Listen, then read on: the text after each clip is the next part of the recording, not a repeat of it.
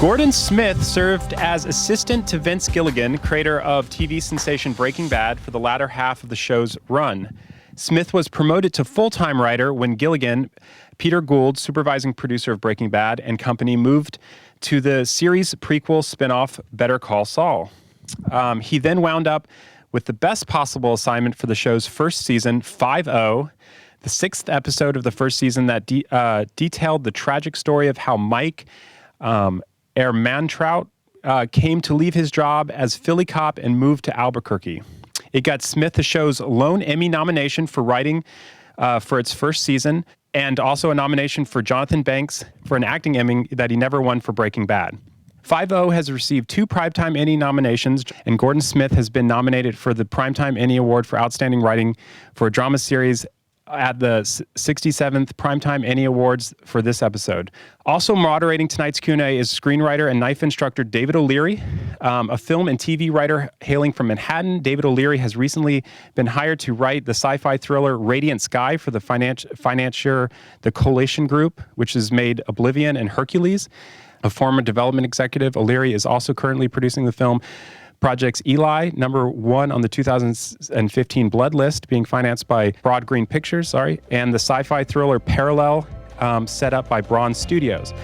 Now, will you please help me in welcoming our very special guest, Mr. Gordon Smith.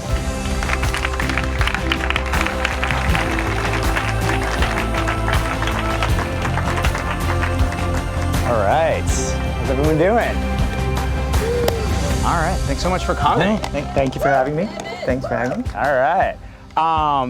So, where I always like to begin when we have guests is just talking, and because you have such a, unique breaking in story, can we talk just a little bit with these guys? Some of them are about to be graduating, just about sort of how you ended up being a writer's assistant on Breaking Bad, how you even, ended up out in Los Angeles, all that good stuff. Sure. Well, most of it was luck. Let's see. I ended up in Los Angeles to go to film school, to go to USC for production. And while I was there, a woman that I wrote a film that became her thesis film. So I wrote and edited this film that was her directing thesis project. So we became good friends. And she went off, she was a year ahead of me, and she graduated and became the writer's PA on Mad Men, which was before it hadn't aired at the time. Right. While she was there, she became friends with Jenny Hutchison, who moved over to Breaking Bad because she'd been Vince Gilligan's assistant back on The X-Files. Oh, wow. So when Breaking Bad was going, she's like, I would really love anything. I'd love to work with you again. And so Jenny was getting to the point where, I know this is like a series of events, but Jenny was getting a freelance in season 3, and so they needed somebody to be an office PA that could cover a little bit of the current writer's PA's load while Jenny was working on her episode. Got it. With the idea that hopefully Jenny would get staffed the next season and that everyone would move up, which happened, and then Jenny moved into the writer's room. I became Vince's assistant and the writer's PA that was season 4.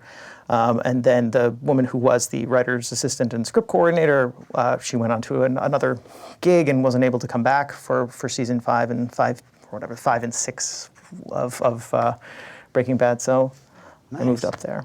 So luck. No, that's series great. of connections. It's how it happens. Connections, yeah. People So if I'm right, you started off as an office PA, then became a producer's assistant, and then became a writer's assistant, yes. right? So those are all different jobs on a show, and those are and each one is sort of like an entry level to the next one, to the next one, to the next one, to becoming a writer. Can you talk with these guys just a little bit about what the differences are between those types of jobs? Sure.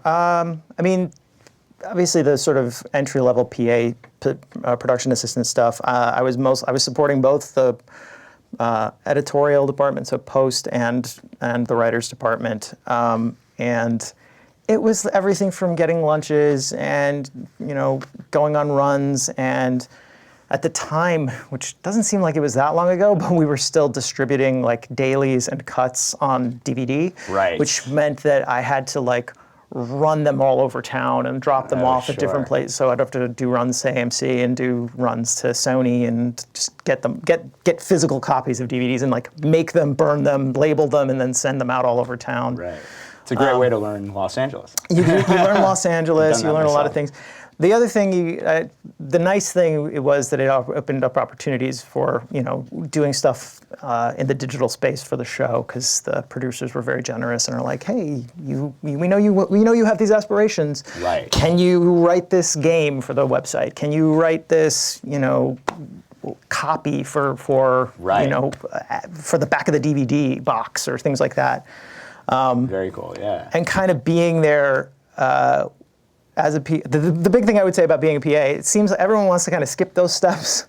I did learn a tremendous amount, and you have a great opportunity to be like boots on the ground, learning from the people around you.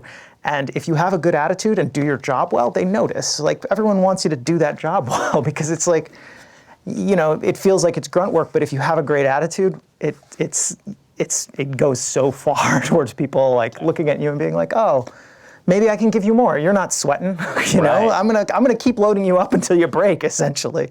So I was a PA, and that was that gig. And then the producer's assistant role for our show, because we shoot in Albuquerque. Right. A lot of it is. It's obviously it's maintaining sort of schedule for your boss and making sure that everybody who needs to get in touch with them can get in touch with him, and also being able to prioritize when that's the case, because it's like people are calling and they don't know when he's in the room. So it's like if he's in the middle of something that he can't be pulled out of, then you have to know who you do that with. So it's those kinds of like, oh, the president of the network's calling. Probably need to pull them out. Right. Right. Making those judgment calls. Making judgment calls and just using your discretion and being somebody that your boss can lean on and kind of trust to make those kinds of calls. And right. And also that because of our how we produce the show, both shows, you're the line of the communication between you're the primary line of communication between all of production and the showrunner in this case. Yep. So like. It meant that, everything props were coming in, all the things for review, all these questions from set. And again, you had to kind of know, okay, this is burning to this, everything's burning. So it's like, okay, this is burning to this degree. This fire's like here, this fire's like here. Which fire do you have to put out first? Which fire do I have to put out first? Because like, this is somebody calling me, telling me they absolutely need to do this, but it's like somebody else has a need too. So for sure. You're kind of balancing like, and being able to assess, like, in terms of every second you're working, someone's time is burning, and that's all money that's going down the drain. So you kind of want to know where the most expensive fire is, and like put that out. And it's usually production. Like if something's happening and it's holding up production, you're just wasting a ton of money if you don't put that fire out. So nice. And then of course you ended up as a writer's assistant on Breaking Bad, and. Can you talk a little bit about just sort of that experience, what a writer's assistant does, what it was like to be in the room on such a iconic show, and then of course we will get to Better Call Saul. No, sure.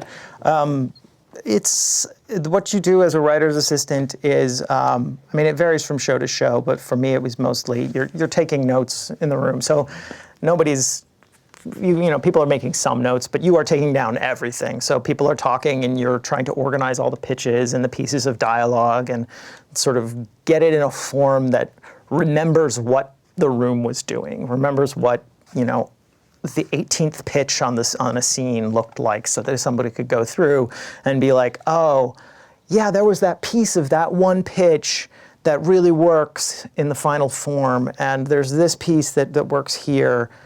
So you're trying to keep tabs on all of that so that when it comes time for the writers to go out, and we go through a process, we work on index cards. So like when the scene is broken, we write it down on index cards, on 3x5 cards, and put them up on a board. Right. But those are very condensed. So it's like you want to be able to read the card and go, oh yeah, there's a piece of dialogue here, I remember it, and go find it in the notes. You're also, you can be the keeper of continuity a lot of times, and just knowing what people have pitched, what made it into the script. Oh yeah, well, didn't we have a piece of dialogue about this? And you have to go look that up and figure it out. Make sure you're not contradicting yourself. Make sure you're not contradicting yourself. Or you didn't already say this. Or, yeah. It's also sometimes just your first line of defense against, for both shows, it's sort of a first line of defense against bullshit, because it's like, someone will pitch something and be like, well, what if there was a poison that did this, and then it made this person do this? And it's like, you can just quickly search and be like, Is there a poison that does that? Right. No, that's not really how that works. Oh, is there a law that's this? No, there's not really that. So, right. Yeah, making sure it has some legitimacy and the research is there. So that just like a baseline. We obviously stretch to make the story work. Right. We stretch all the time, but it's like you kind of want it to be. You're like, there's a drug that might do this in a rare number of cases. Yeah. Well, I mean, the sort of classic example is the mercury fulminate in season 2 of Breaking Bad, which mercury fulminate is in fact an explosive, and it does look that way. It's used for, it's like one of the primary in blasting caps is mercury fulminate, usually sort of primary explosives. But the amount that he had would not blow out those windows. It just wouldn't be that degree of explosive, that kind of thing. So this is a great moment. But it's like there's a truth there, but then there's also like, you're like, come on now, we want it to be television. You gotta turn it up a little bit. Yeah. So it's that kind of knowing when you can boost the level to 11 and when you gotta play it straight. Exactly. So it was very cool. It was very obviously cool to be in that room. Absolutely, yeah. Just be a fly on the wall. I mean, just in terms of working on that show, like, was there a sense? I mean, were you guys aware of like what a sort of phenomena it became? Like, were you guys on? Like, I mean, were you, do you pay attention to like everyone talking about it and all the chitter chatter about that show, or were you guys just like, listen, let's just go to work every day and like do our job and? I mean, are you like, holy shit, we're on this great show, Well, I mean, we were aware when things started getting more so, but when I started on the show, no one knew it. Honestly, in season 3, which is when I started, no one knew it. It was like, oh, I'm on this. I'd tell people, it's like, oh, I work on this show, and they'd be like, oh, what show? I'm like, well, it's on a channel you've never heard of, and then be like, okay, what's the channel? They'd press, and I'd be like, well, it's the other show the channel that Mad Men's on, and they'd be like, oh, okay. Cool, but they hadn't heard it, they hadn't seen it. Oh, wow, okay. And then it's really started to kind of pick up in season 4. Like there was a definite curve where like people were picking up the show more and more and more and more and more and more. So, which is not a normal thing. Is there a reason that you guys had thought that was the case? Because like full disclosure, I was one of those people. Like I came in like around season 4 is when I started. Like everyone was talking about it, and that was sort of when I binge watched the entire show up to that point. I think there were a couple things. I mean, I think obviously it had gotten word of mouth, and people were starting to sort of be like, no, have you seen this? No, have you seen? And like that word of mouth, and obviously there'd been a bunch of Emmy nominations, and Brian had won consistently to that point.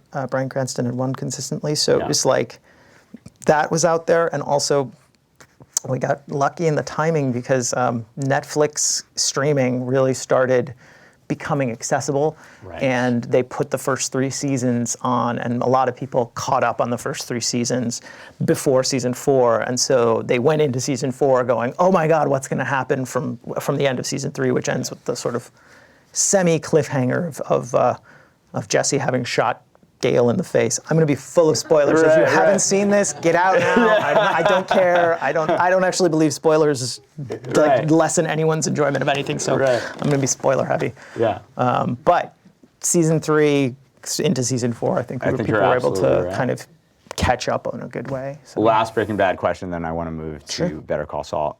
Just, are there any like favorite moments like in front of or behind the camera, just moments you remember the show, fond memories you have, I don't know, anecdotes, what was it like working with Vince, like anything really, just things that like you remember fondly, memories that you remember fondly of the show. Yeah, I mean, I remember obviously I remember a lot of it fondly. These, these are people that I've continued to work with and who are like family to me. But my first time going to, one of the great things about being a producer's assistant in that role was that I got to go to Albuquerque whenever Vince was directing. Nice. So the season 4 finale, which he directed the last 2 episodes. We block shot them, so I got to go and kind of, which was a totally different experience. It's not just sort of being in the writer's room, which I kind of knew the rhythm of a little bit, but this was just like being thrown to the wolves, and production is a very different animal, and the pace is very different. And so it was just like, okay, what am I doing? What's happening here? But watching some of those scenes play out, like there's a big scene in episode 412 where Jesse confronts Walt and accuses him essentially of poisoning this little boy and the rice and cigarette and all this other stuff. Right, of course. And it took a full day to shoot that, and it was really challenging. And Vince was like, there was a newsweek reporter there, and Vince was like trying to work with the actors and figure out what was working and what wasn't working, but something wasn't. It wasn't the actors. The actors were doing great, but something wasn't clicking for him, and so it was like that was a really interesting moment to see like what this creative process was like and how grueling it was and how like small things were really making a difference. And, absolutely. And getting what you need, getting the performance you need. Such a crucial emotional moment too. It's a big moment. We had a similar thing with at the end of that episode or the end of that season with blowing Gus's face off and getting all of the technicals. You guys remember that? But getting the technical, because that was like 3 different shots that were all married together in post because you couldn't blow the door off and have a human, like we had to do the door blowing off and then the dolly in, and all of those parts were really challenging to make sure that they went off just right. And so it was this like marriage of like that precision of technique and the sort of overall artistic vision was great and really educational. Absolutely. When did the discussions like first begin of like, hey, maybe like we're gonna do, for lack of a better term, like a spin-off series, a series inspired by, a prequel, whatever you want to call it. Like when did that start? They started really early. I mean, Vince had been sort of saying it as a joke or a half joke. Right. Like there's a show in this. Yeah, there's a show in this. And everyone went, sure there is. Sure there's a show. Why not? And like then it got more and more serious. And the discussions kind of between season, like the 2 parts of the last, however you want to call it, season 5 and 6, or 5A and 5B or whatever. The last, the midway point. They started getting serious, and Vince started talking to Peter Gould, who had originated the character and who's more or less Vince's number 2 in the room, and had directed a bunch of episodes. I was curious if Peter had, because I saw he gets co-created by credit, and I was like, oh, I wonder if he created the character. And he did. But I mean, he co-show runs. They're both in the room and running Saul. But they started sort of talking and seeing like, well, what would this show actually look like? Is there a show here? Is there something? And they took a pitch to AMC. Like the middle of summer of 2013, and AMC was like, sure. Yeah. Like there was no pilot, there was no anything. They gave them, but straight because to series. It was straight to series. It was straight to series. Yeah, and they it was obviously based on the strength of where things were going with Breaking Bad at that point, which hadn't even aired its finale, but they knew. They knew what they had, and they liked it. So they picked it up, and then I was Vince's assistant all the way up until the Thanksgiving break of 2013, and then we came back in the first week of December, and I'd moved into the writer's room as a staff writer. Nice. So I was like, and I wanted to ask you about that transition, just because was that something? It depends on the environment of the show, of course, but everything I've seen on Vince, he seems like such an incredible guy. I mean, was that something that was, that you kind of had an understanding of early on might be happening, or did you have to kind of go in and fight, to become a staff writer? I mean, obviously they knew at that point that you had aspirations to get the promotion and they knew I had done a ton of writing and stuff. I wrote scenes for DVDs and for online and webisodes and just a bunch of stuff through the years by that point. And Vince had read a sample of mine between season 4 and 5 and liked it. And I think, and they were like, oh, well, maybe maybe we'll staff. Like they'd kind of said maybe they would staff me, but it was like, who knows, that'll happen. But then what it kind of, probably in like August or September, I got a call from Peter and was like, no, we'd love to have you join the show. And I was like, great, yes, good. Yes. And I will not say no to that. So I did not say no to that. Although it would have been kind of cool if you were like, I actually have another offer, but thanks. We'll be in touch. I kind of did, which spurred them because my agents, I'd gotten agents because I worked with, Vince's representation for so long, and so they read me at some point, and they were like, yeah, we'd love to sign you, and they got me a meeting with another show, and the other show liked me, and they weren't like, they didn't make an offer or anything like that, but they were just kind of asking my bosses whether they liked me, and my bosses went, oh, we should make him an offer. It's time. So that's a great way to do it too. Yeah, well, it was just a little bit of soft pressure. It was just a nudge to be like, hey, if you're not going to take this, well, it sounds like it was sort of naturally that you were going to become a TV writer one way or another, and they recognized that, and they wanted to keep you, basically, and rightfully so. I think they were just like, I knew where all the bodies were buried. Yeah, right. Point, so they wanted to keep me around. Yeah. So. Could we talk a little bit about, so, like what's that transition been like for you, just from, obviously, shifting shows, Better Call Saul, and then just getting the bump, becoming a staff writer, and then story editor in season 2, right? Mm-hmm. Just, can you talk to these guys a little bit about, like, A, what that promotion was like for you to just really now have a seat at the writer's table, and B, a little bit maybe about like what, how it goes on in a writer's room. So your guys' process, how you break season and break the stories and all that. Sure. Let me see. So the transition was fast, as I say. It was like one day I was Vince's assistant and the next I was not. Right. Luckily, I'd been sort of one of my close coworkers who we'd sort of split the writer's office duties for the last 2 years of Breaking Bad. She moved seamlessly into being Vince's assistant, like primary, full-time only assistant. And she's now an associate producer on Saul. And so that was it was easy to trust that like nothing was going to get dropped like when I left. Yes, it wasn't that's like great. I wasn't like worrying that Vince was going to be left in the lurch. Right. Or were you juggling 2 jobs? Like, I'm a writer now, but he's still calling me to do these assistant things. Only for like the first week, and then Jen just was she just knew what she was doing so much that she was able to kind of just go to Jen. Right. And, so that was fairly seamless. It was hard.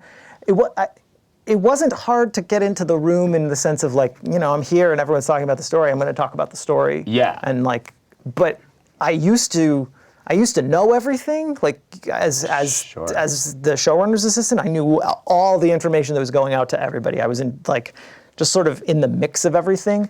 And then suddenly I wasn't. I was only involved and only had to do the story. Right. And I was like, I have no idea what's going on with production. I don't know what's going on with hiring directors. I have no idea what meetings are going on. Yeah. And that was a little weird for a few months. And then I just forgot about it and was like, I don't care anymore. I don't need to know that. Right. It's not your job better anymore. People, now, better people know. Better people than I.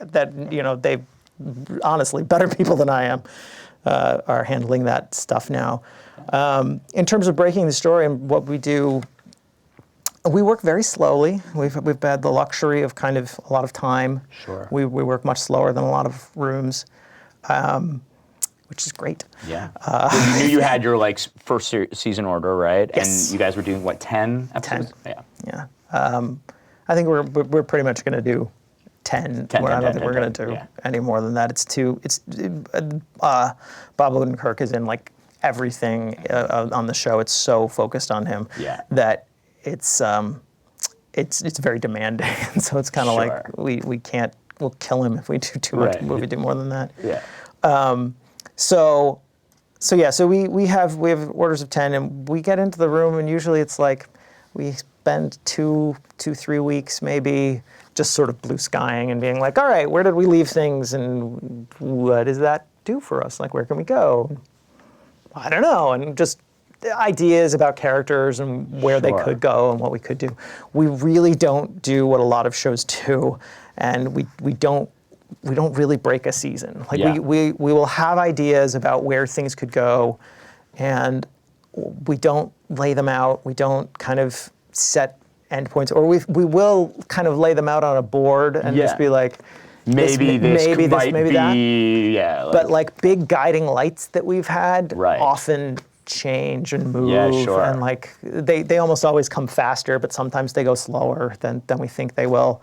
And that was the same on Breaking Bad. We had a ton of things like that were just like, we had a line that we kept thinking was going to happen where like Skylar, when Hank finds out that Walt is dealing and confronts Skylar, that she was going to be like, well, take your best shot if you think you can take my husband down. And we were like, that's really cool. That would be really interesting to see the two of them together like that and fighting against Hank. And it's like, we just never got there. Right. Like you can kind of see how it guided into the show, like Sure. some sense of that, but we never got literally to that plot point, which I think is it's a virtue of the way that we tend to work, because it's like we have ideas, and if wherever we think we want to be and where we are don't match up, we're just like, well, this is what we do. We don't say, well, we have to get to such and such a point by episode 5, so we have to do this, and this to get to that. Right. It's like, That's not how you work. Yeah. just it's almost always sort of, I feel like it's backward looking. So it's like, what have we done, and where are the characters? What do they need to? Where do they most logically go next? Right. And that has served us in good stead, because I think it allows the opportunity to like investigate things and pull them forward and be like, oh, we have this moment. What can we explore Right. that more? Can that be the setup for Yeah, something can that- else that you can pay off a little bit Exactly. later? And then it feels That's like a nice organic way to do it. it's fun, and I think it feels like you've planted something, Right. And like, that's paid off here, but it's like, no, we just kind of just, looked like, at what brainstormed it, Yeah, we just looked at what actually ended up in the show and sort of asked what it means for down the line, and then Sure. when we get to it, we get to it. Sometimes we obviously do plant things that we tend to pay off, but Yeah. Did a ton of research go into, just looking at sort of Breaking Bad being, okay, that's where we end, that's where we go, and then, kind of reverse engineering it that way, and just looking at that character all the way through that, being like, okay, where could you have picked up this or that quirk, or this or that personality trait, or this or that, like, wardrobe, or, yeah, like, no, we whatever asked that question, because it's mostly like, okay, this character's here. And it's Mike and Jimmy basically. So it's like, Mike's here. We know he does these things in the future. Is he there yet?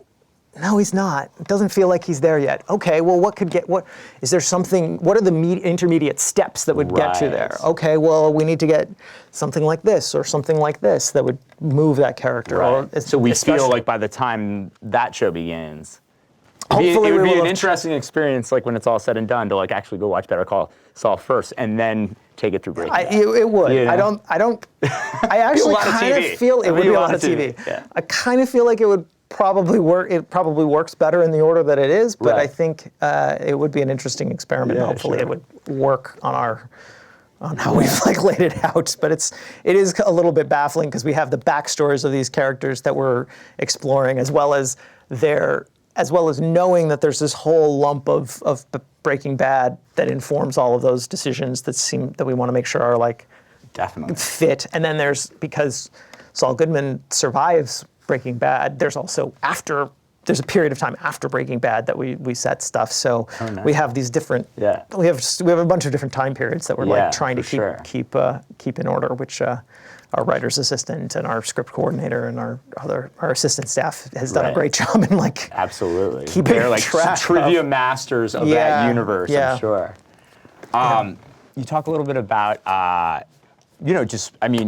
getting your first episode, and I mean, was a lot of that cracked in the room sort of as a team first, and then you go off and.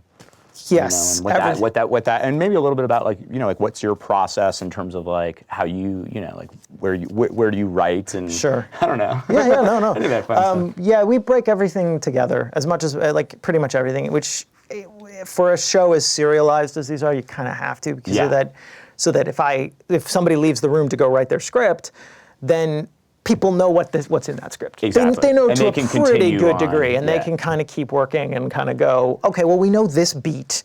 We may not know we don't know every piece of dialogue or every bit, but we really have a handle on the scenes and Yeah. like what the thrust of them is and like what the shape of them is. So we break those beats pretty on the cards in the carding process pretty specifically, and then yes, you go off and you have some time to. Usually we usually get a couple weeks out of the room to write, whether that's to.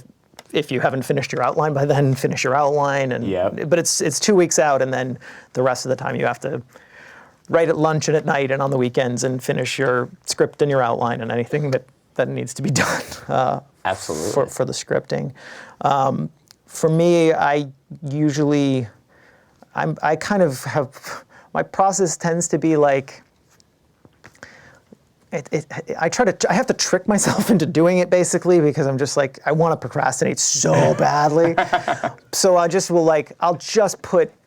slug things. So I'll start and I'll just go through the notes and I'll go through the cards and I'll just slug everything. I'll just be like, I'm not writing. I'm just slugging in what's in this scene. Oh, sure. Yeah, so you'll go through the whole thing and actually write all the scene headings. I'll write. I'll first. just kind of like write. Okay, you know. And you'll be like, I'm done. And then it's like, but I know I'm just going to keep going back through it. So I'll just like write it, and then it'll be like a pass on the outline where I'll be like, okay, well, I should write in the details, and I'll go through the notes and pull out any of these are the details that I need to put in, and then it starts. Eventually, the page count starts to go up, and you're like, oh, I've already written 15 pages of this thing. Exactly. And so then it just polishes out, and then I'll take the outline and kind of take it, and I've got this blank script template.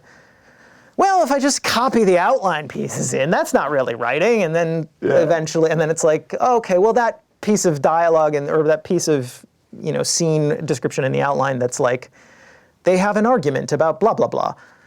Well, maybe I'll just temp in what that argument looks like. You're bad. You're not bad. You're bad. Okay, fine. That's what the outline. You know what I mean? And then just keep. So I just keep going back through and pass after pass after pass after pass until it kind of starts to lock in. And now, do you work on a scene until you feel like it's good and then move on, or you kind of like do a sort of bare bones? That's the script, but I'm not loving the dialogue yet, and then go back through the whole thing. I go through the whole thing. Okay. Yeah. I mean, I can't do it all in one pass. Right. No. So it'll be like.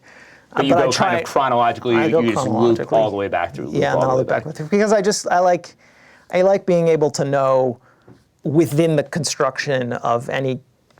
With it from scene to scene, that it's like, okay, I used that image, or I used that comparison, or I used that thought, and I know if there's dialogue that's similar, like because sometimes scenes are going to have slightly similar dialogue. It's like, okay, well I'm going to use that phrase right there. It's better spent in that scene, so I can't use it in the later one. Right. Now I've said it. I'm done. I've used it. So I personally like to kind of just keep going through pass by pass by pass from one big endless snake eating its tail, basically, of writing. Sure.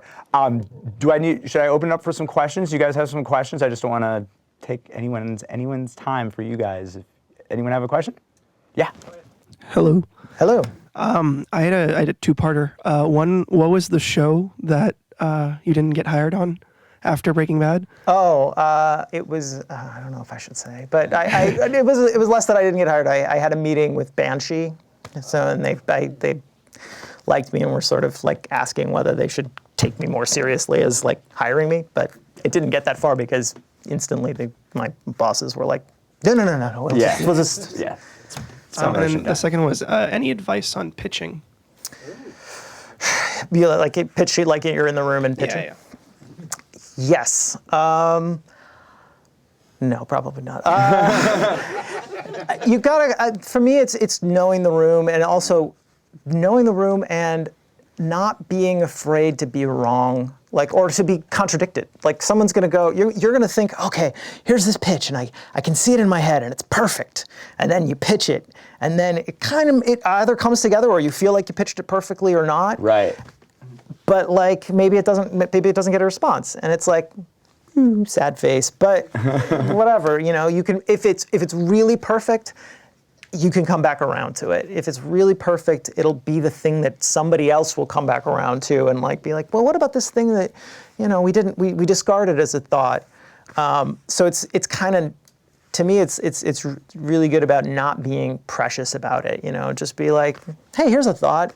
Right. What if we did it this way? What if we did it this way? Yeah. Also, even that language is great. Right. Like, we have to do this. Right. Because it makes it seem like, even I'm not so sure it's a great idea. So if you badmouth it, no big deal. Right? Exactly. Yeah. Like, what if we? Well, here's the bad version. Here's the bad version is a great one because you're trying to. Because then you're saying, look, here's the architecture that I'm picturing. I'm picturing, this thing, and you may not be able to pull up the perfect polished version immediately, but if you can pull up, here's the architecture. It's the bad version would be blah, blah, blah, blah, blah. It's like, it's the super cliche version, but you get the idea. You get the concept, you get the idea. It's super great. Like, is there a world where this happens? And you're just kind of like... Is there a world where that happens? Yeah, that's good too. It also helps people kind of not feel defensive and not feel like they're judging. It's tricks that are sort of like improv-based tricks almost to like keep people going, okay, well, let's play with that. Let's think about that. And if, people will have to reject things, like you'll probably reject things, they'll reject things, but it helps make it feel like you're just building, hey, we're just playing, we're just talking here. When it becomes more confrontational, it becomes more like, I actually tend to be fairly argumentative myself, like in my personal dealings with life. And so like if somebody starts arguing with me, I'm just like, I'm gonna fucking destroy you. And like I can't help it. And I have to like remind myself, no, we're just having a conversation here. Right. We're just having a converation here. We're just talking story. We're just breaking story. No big deal. No big deal. Yeah. So those would be my... I have a sort of question off of that, which is just, and every writer's room is of course different, but there is, somewhat a sense of a hierarchy, right? There's executive producers, there's the creator, there's the showrunner, there's, everyone down the chain, that kind of thing. Has that played into anything, like where you'll bite your tongue because you're like, I'm kind of arguing with an EP, or is it one of those things where it's kind of like story's the boss, story wins the day? I mean, part of that comes down to the culture of the place, but I was just sort of curious about that. I don't know that I would argue with the showrunners. Right. I would be like, if they had a pitch, I'd feel perfectly happy being like, this is my honest response. That's what you're paying me for. They're paying you for your honest response. Right. They think that you have a point of view and they want to hear it. So, or if it's a good culture of the room. I think the two rooms that I'm most familiar with have had, all the rooms that I'm familiar with have had good cultures in the rooms. Yeah. So, there's not necessarily like I need to know my place. Everybody does everything. Like when I was a staff writer, I had all the same responsibilities as any of the other writers who were not the showrunners, or I had most of the same responsibilities. So I went to set to supervise producing my episodes. Yeah, sure. I was going to ask you about that. Yeah, so it's like I did all those things. Right, all those things that any writer who wrote an episode So I had to know the episode absolutely. And be as prepared to write anything as anybody else. So yeah. Could you talk a little bit about like what that process was like once your episode did go into production and kind of going on set and for the episode we just saw? Sure. Because this was your first credit on Better. This was your first episode of Better Call Saul. This was my first. This was my first produced episode of television. Yeah. And it's fascinating. It's like you're as the writer on set for these shows. You're kind of the emissary of the writer's room, so you're there to answer questions and kind of make sure that the tone and the feeling, and everything that was kind of discussed, because we discuss these things for hundreds of man hours, right? An episode, if we spend 2 weeks with 10 people in the room, which is more than we do, but you're there for a long time, and you've got the collective wisdom of all of that work, right? Where production gets the episode 8 days before shooting. Right. And they have 8 days to prep it, and then they're in it. And then they're shooting at a pace to try and get it done in 8 days. So it's like they're great people, but they're working at a speed, and they only know up to the episode that they have. They don't know any of the future. And they don't know how important certain things in your episode will play into other episodes in the future, and where that choice came from. Exactly. So you're there to be the kind of representative of everything and be the eyes and ears and voice of the showrunners to the degree that you can, so that if something looks like that's not a choice that we want to make. Yeah. Not because it's bad choice, just because it doesn't actually feel like the thing that was discussed. Sure. You step in and be like, could we maybe try this? Can we maybe block this slightly differently? It feels when I look at that blocking, it doesn't it doesn't tell the story that we need that piece to tell for the future or Right. for what it is or for the tone is wrong. So Right. so that's So it's cool. You essentially become like the producer of your own episode that Yeah. you've written, and you're talking. I mean, that conversation is probably happening with like the director and but sometimes it could be DP or actors even. usually the director, Yeah. but usually the director's your point person or Yeah. maybe one of the other producers, like one of the dedicated kind of Right. on-set producers Sure. or something Or like that. non-writing EP or non-writing producer. Yeah, exactly. Non-writing producer. I usually try and it's gauche Yeah. to go straight to the actors and be like, let me give you this note. I know there's a director, but bad. So I Like, really envisioned the line like this. yeah. You let the director do that. Give the spirit of it, because you should be able to give the spirit of the note in the same way that you would to the director as That's you right. would to the actors, which is Absolutely. like, here's what I think is missing. Sure. Tell them that. Right, And then exactly. Hopefully, Yeah. if they're free to be like, well, I think I'm envisioning it differently in terms of how I'm cutting it. They've spent more time and more energy, probably, hopefully, Yeah. in sort of envisioning the shots and how things are going to cut together. So Right. you want to trust that these are professionals who know what they're doing. So Absolutely. tap into that resource. But Definitely. yeah, it's an interesting process. Definitely. I think we got a question up here. Hey, thank you very much for coming. No, thank you. Guillermo, you can call me Memo. I'm a BFA screenwriting student. Cool. I have two super brief questions. One inside the writing room of Better Call Saul and one outside. Like right now that we have the opportunity like to write a lot, you that you're like in the industry, how do you prioritize what to write like in matter of topics, like a drama or a comedy? Like, How how do do you- I prioritize for myself, like what Yeah. I'm writing? Exactly. I don't know. Badly, I prioritize. I try and kind of, I try and work from like what I'm most passionate about and be like, okay, I really love this idea. I should work on that. I think chasing trends in the industry in general, like if everybody's going to tell you, like this is the trend and this is the thing that's going to be hot, and it's Right. like nobody knows. Nobody knows. Nobody knows. knows. No one So ever knows. if you write what you like, you're going to be much better off. I think. Like you're going to get a better response, and then if people are hiring you, they kind of know that like you are invested in that thing rather than like.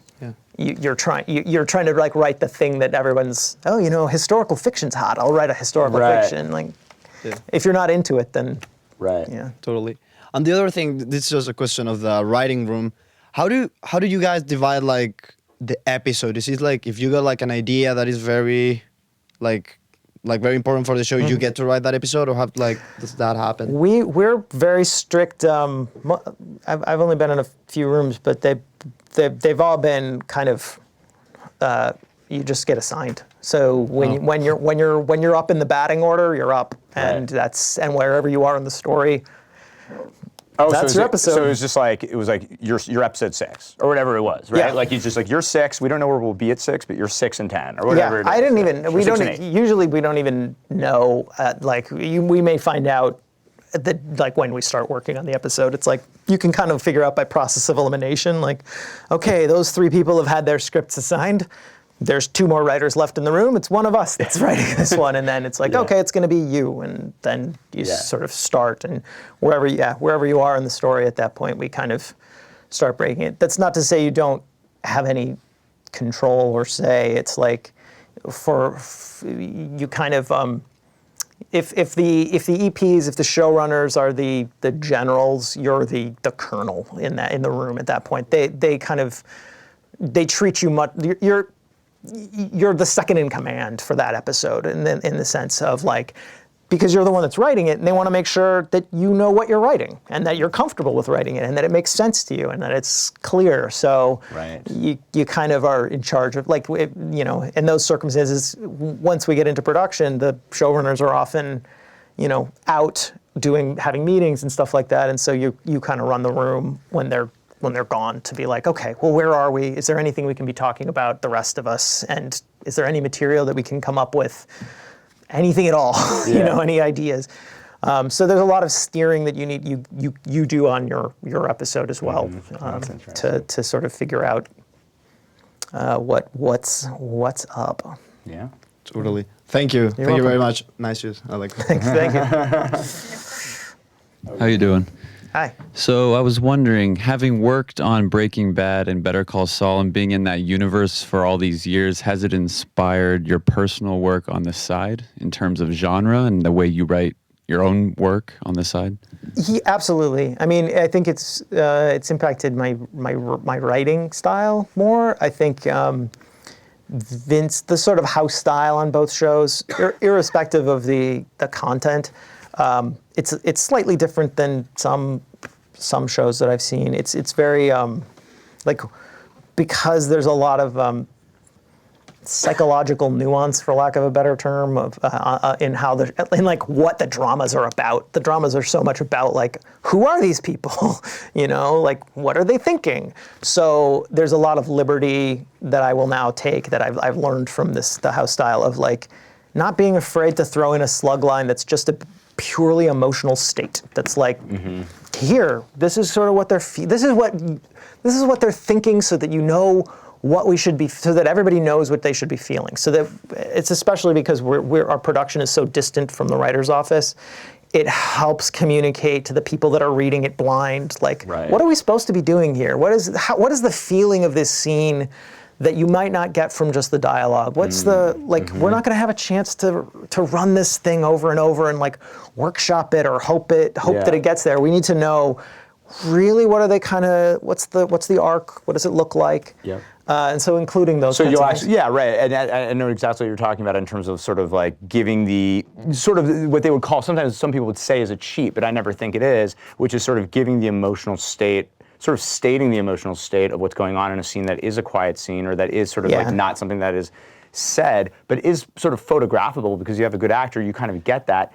And given the context of the story, it feels like you should get that. Yeah, exactly. So it's like, I always think that's a great way to write, like the emotional, and we don't, sort of emotional writing. Hopefully it's not necessarily being like, and they're feeling this at this point. That's bad writing. Right. But like, if you can kind of come up with a way to explain sort of an emotional state or how something impacts what's landing at a certain point. That I think has been really useful. I'm not actually, like, in my own writing, I'm much less invested in, or I don't do a lot of like, I guess I do a little, but like the sort of like criminal world kind of stuff or even the legal world that we do on Better Call Saul. They're not things that I usually do on my own, but that sort of style is something that I think has been really liberating, to just be like, if you need something, if you need to call a shot, we call shots all the time. And it's sometimes thought as like, don't ever call a shot, but we do it sometimes, not even because it's the sense of, in the same way, it's not like telling the director, we need this shot. Sometimes it is, but more often it's like, here's an idea for a way to open this scene. We've had a little bit more time and a little bit more luxury to give you a sense of what kind of shot might give us the feeling that we're looking for this scene. So we'll include it. And if, the conversation with the director, they're like, do you really need that shot? Oh, we just thought it was a cool shot. Do you have another one? Yeah, I was hoping we could start it this way. Great, start it that way. We don't care. Like but it's a baseline to start a discussion of like, here are some ways to see this, or like, here's a shot that might be cool, and obviously there's a series of meetings where you talk to them and then can have those discussions. So that's helpful. Very cool. Thank you. You're welcome.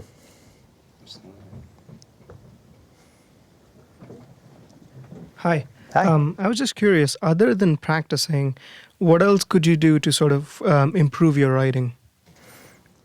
Reading. A lot of scripts? Yeah, reading. I would say read anything. Read anything, especially things that you think are slightly better written than you can write. Honestly, because you like knowing when you read something, being able to read it and just be like, oh, that's a really good way of putting that. I get it. I totally know what that is. And then learning and being like, okay, well, how is how is that different than what I'm doing? How is what I'm doing? How could I do the same thing in my own writing? So I personally am a big believer in reading stuff. So yeah, I would say both those two things are the two things you really need to do. Okay, thank you very much. Hi. Hello.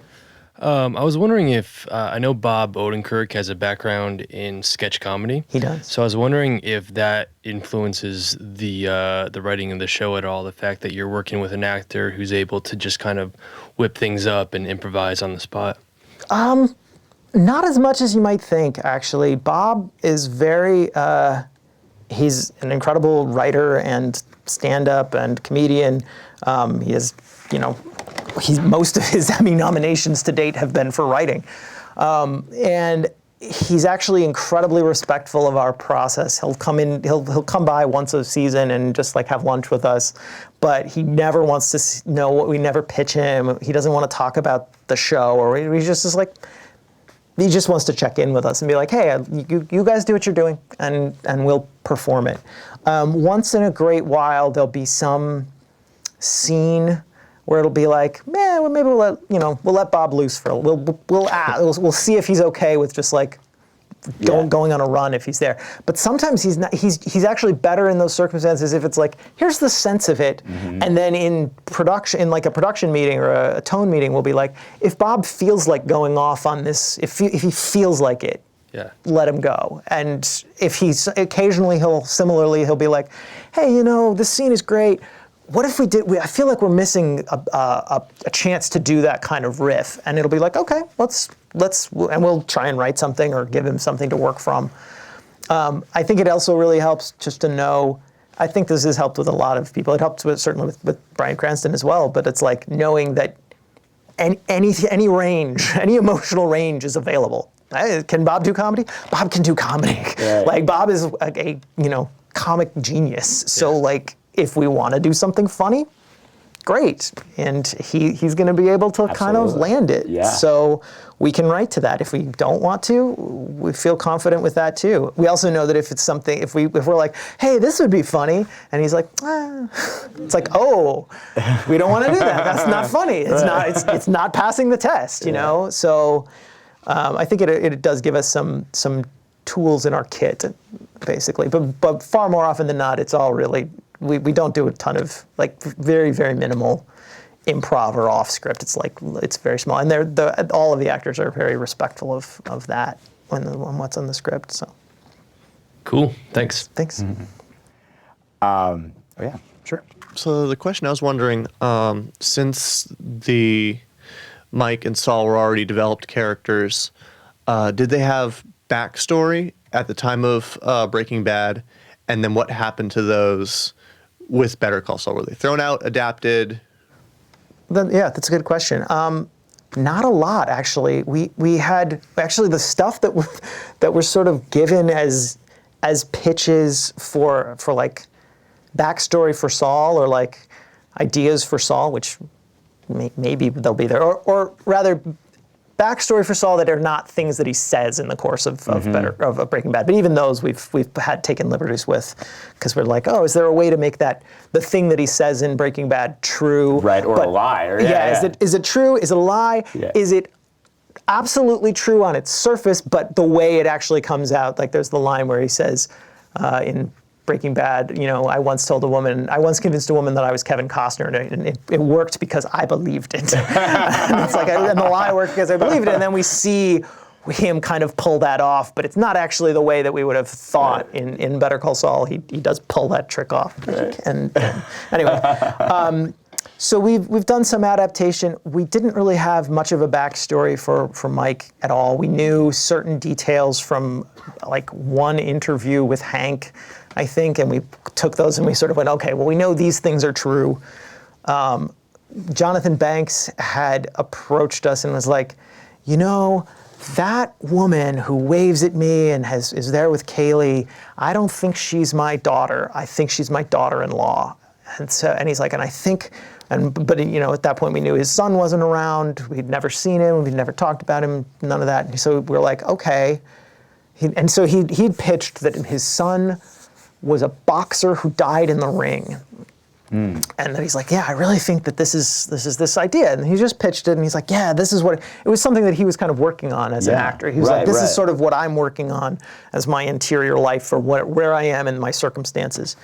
And we went, that's cool, that's interesting. That's an interesting way to think about it. And then we started talking about it, and we're like, well, maybe there's something there about the son, and maybe the son certainly seemed to be dead because it seemed like he wasn't there in Breaking Bad. So we started asking those questions that obviously led to the episode that you guys watched. So we That's interesting. we're very liberal with sort of understanding it, but we didn't have that much to go off of except for sort of like the established pieces of information about them that they'd said. And even then, we're still trying to grapple with like, okay, is that real? Do we have to take that as canon? Do we have to take that literally? Is that true? Is that a lie? Is that is that a poetic truth? Right. So we've been trying to get as flexible as we can, basically. Hey, first off, I really think that you should have won the Emmy for writing, and Jonathan Banks too. So yeah, I was rooting for you. Thank you. Second, you in the show you do flash forwards, like not all the time, but you suddenly just do like with Saul in working in Cinnamon. Do you have like a grand plan for like the flash forwards and what's going to happen in the future, or do you just go make it up like on the go, like just? Yeah, well, no, we kind of make it up as we go along. We have some hopes. We have some stuff that we're like, oh, we could do this. This would fit in really nicely. I have a couple of things that I really hope we get to, but by and large, we haven't nailed that down. In some ways, I think we're trying to. It's like building the railroad, and you kind of want to make sure all of the that you're not building like this, that they're all going to go connect at the right points. So I think before we can kind of be like, okay, we're definitely going to land here, we want to make sure that we're kind of heading in the right directions. But we definitely love those, and we want to make sure that we pay off, right now, the character of Jimmy McGill and the character of Saul Goodman, they're not the same person. They really feel like different people to us when we talk about them. And so we're like, okay, how do you get this guy to this guy? Okay, we're a little closer. Okay, we're a little closer. We're a little closer. So we want to make sure that all of those points along the line match up. Yeah. Thank you. You're welcome. All right. I think we're going to have to leave it there, unfortunately. Cool. But let's give him a big round of applause. Thank you so much for coming in. Thank you.